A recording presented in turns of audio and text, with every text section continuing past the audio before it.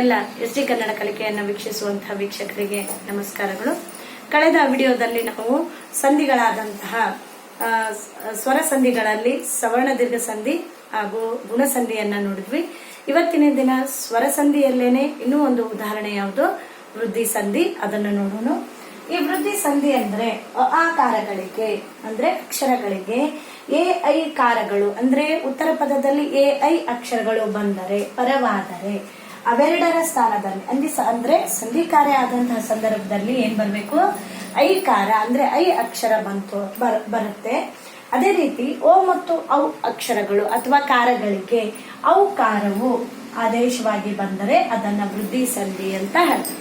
ಹಾಗಾದ್ರೆ ಇಲ್ಲಿ ಈ ತರ ಹೇಳಿದ ತಕ್ಷಣ ಬೇಗನೆ ಏನಾಗುತ್ತೆ, ಸ್ವಲ್ಪ ಕನ್ಫ್ಯೂಸ್ ಆದಂಗೆ ಆಗುತ್ತೆ. ಅದಕ್ಕೆ ಒಂದು ಸೂತ್ರದ ಪ್ರಕಾರ ನೋಡೋಣ. ನಾವು ಯಾವ ತರ ಸೂತ್ರವನ್ನ ನೋಡೋಣ ಅಂತಂದ್ರೆ, ಅ ಮತ್ತು ಆ ಅಕ್ಷರಗಳಿಗೆ ಯಾವುದು ಎ ಮತ್ತು ಐ ಅಕ್ಷರ ಬಂದಾಗ ಸಂಧಿ ಕಾರ್ಯ ಆದಂತ ಸಂದರ್ಭದಲ್ಲಿ ಅಲ್ಲೇನ್ ಬರುತ್ತೆ, ಐ ಬರುತ್ತೆ. ಆ ಅಕ್ಷರಗಳಿಗೆ ಐ ಅಕ್ಷರಗಳು ಬಂದಾಗ ಸಂಧಿ ಕಾರ್ಯ ಆದಾಗ ಅಲ್ಲೇನ್ ಬರುತ್ತೆ, ಐಕಾರ ಬರುತ್ತೆ. ಅಂದ್ರೆ ಐ ಅಕ್ಷರ ಅನ್ನುವಂಥದ್ದು ಬರುತ್ತೆ. ಅದೇ ರೀತಿಯಾಗಿ ಅದೇ ಆಕಾರಗಳಿಗೆ ಓ ಮತ್ತು ಔ ಬಂತು ಅಂದ್ರೆ, ಓ ಮತ್ತು ಔ ಅಕ್ಷರಗಳು ಆದೇಶವಾಗಿ ಬಂದ್ರೆ ಆ ಸಂಧಿ ಕಾರ್ಯ ಆದಂತಹ ಸಂದರ್ಭದಲ್ಲಿ ಯಾವ್ದು ಬರುತ್ತೆ, ಔಕಾರ ಆದೇಶವಾಗಿ ಬರುತ್ತೆ. ಈ ಐ ಮತ್ತು ಔಕಾರಗಳು ಆದೇಶವಾಗಿ ಬರುವಂತಹ ಒಂದು ಸಂಧಿಯನ್ನ ನಾವೇನಂತ ಕರಿತೀವಿ, ವೃದ್ಧಿ ಸಂಧಿ ಅಂತ ಹೇಳ್ತೀವಿ ನಾವು. ಅದಕ್ಕೆ ಸಂಬಂಧಪಟ್ಟ ಹಾಗೆ ಉದಾಹರಣೆಗಳನ್ನ ನೋಡೋಣ. ಸರಿ, ಉದಾಹರಣೆ ನೋಡ್ರಿ.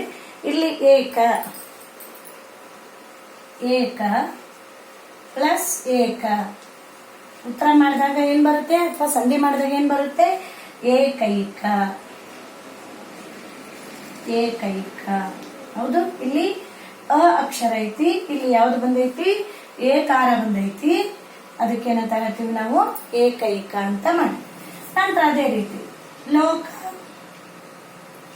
ಲೋಕ ಪ್ಲಸ್ ಏಕ ಲೋಕೈಕ.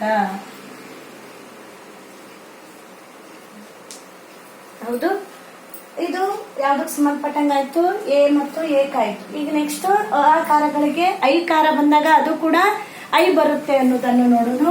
ಉದಾಹರಣೆ, ಅಷ್ಟ ಪ್ಲಸ್ ಐಶ್ವರ್ಯ, ಅಷ್ಟ ಪ್ಲಸ್ ಐಶ್ವರ್ಯ, ಎರಡರ ಉತ್ತರ ಏನ್ ಬರುತ್ತೆ, ಅಷ್ಟೈಶ್ವರ್ಯ.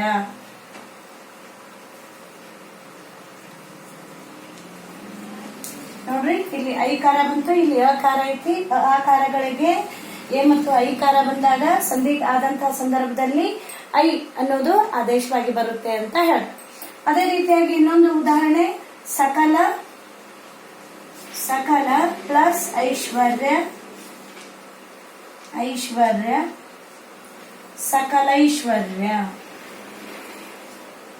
ಸಕಲೈಶ್ವರ್ಯ.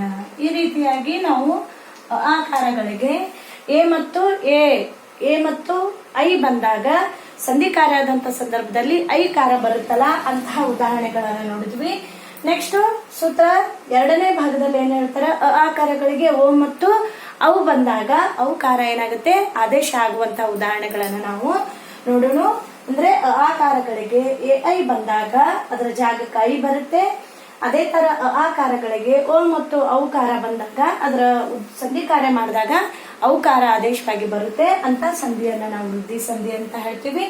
ಇಲ್ಲಿ ಎ ಮತ್ತು ಐಕ ಇರುವಂತಹ ಉದಾಹರಣೆಗಳು, ಏಕ ಪ್ಲಸ್ ಏಕ ಏಕೈಕ, ಲೋಕ ಪ್ಲಸ್ ಏಕ ಲೋಕೈಕ, ಅಷ್ಟ ಪ್ಲಸ್ ಐಶ್ವರ್ಯ ಅಷ್ಟೈಶ್ವರ್ಯ, ಅದೇ ರೀತಿ ಸಕಲ ಪ್ಲಸ್ ಐಶ್ವರ್ಯ ಸಕಲ ಐಶ್ವರ್ಯ. ಇದು ಯಾವ್ದು ಸಂಬಂಧಪಟ್ಟಂಗಾಯ್ತು, ಎ ಮತ್ತು ಐಕ. ಈಗ ನೆಕ್ಸ್ಟ್ ನೋಡೋಣ, ಓ ಮತ್ತು ಔಕ. ನೋಡ್ರಿ, ಈಗ ಅಕಾರಗಳಿಗೆ ಓ ಮತ್ತು ಔಕಾರ ಬಂದಂತ ಸಂದರ್ಭ. ಉದಾಹರಣೆಗೆ ಜಲ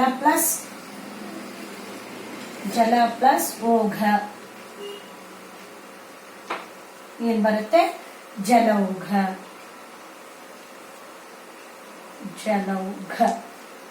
ನೆಕ್ಸ್ಟ್ ಮಹಾ ಪ್ಲಸ್ ಉನ್ನತ ಮಹೋನ್ನತ. ಮಹಾ ಪ್ಲಸ್ ಉನ್ನತ ಅಂತ ಬರುತ್ತೆ. ನೋಡ್ರಿ, ಮಹಾ ಪ್ಲಸ್ ಔದಾರ್ಯ ಮಹಾ ಪ್ಲಸ್ ಔದಾರ್ಯ ಮಹೌದಾರ್ಯ. ಅದೇ ರೀತಿ ಮಹಾ ಪ್ಲಸ್ ಔನ್ನತ್ಯ.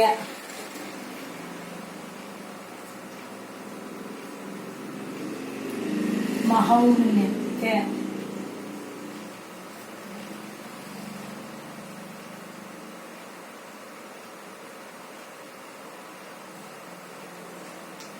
ಹೌದು. ಇನ್ನೊಂದು ಉದಾಹರಣೆ ನೋಡ್ರಿ.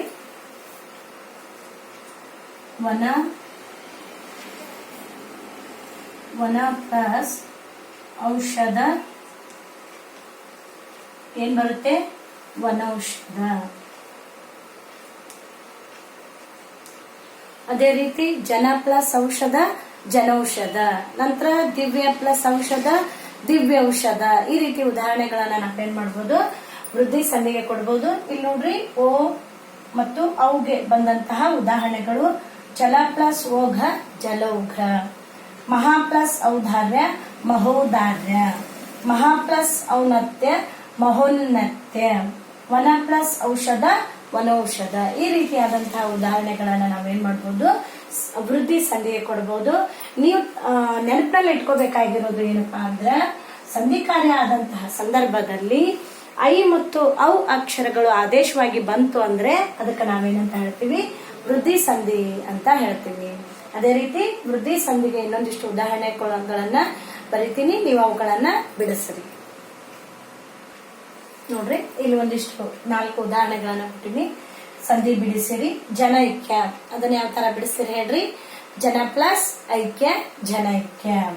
ಶಿವೈಕ್ಯ, ಶಿವ ಪ್ಲಸ್ ಐಕ್ಯ ಶಿವೈಕ್ಯ.